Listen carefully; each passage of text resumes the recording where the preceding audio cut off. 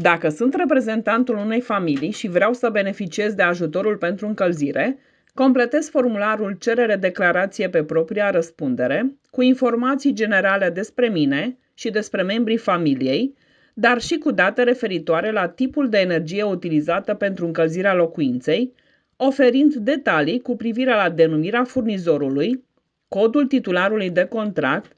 codul de client și cod loc consum, informații pe care le găsesc în factura de utilități sau pe lista de întreținere de la Asociația de Proprietari.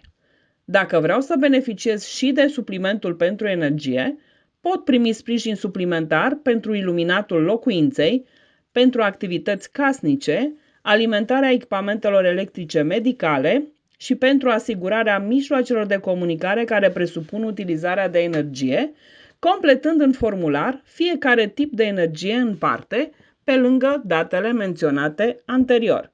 Dacă vreau să beneficiez de aceste măsuri de sprijin, trebuie să precizez în formular datele privind toate veniturile și bunurile pe care le deține familia. Dacă întâmpin dificultăți, asistentul social din primărie mă poate ajuta la completarea și depunerea formularului.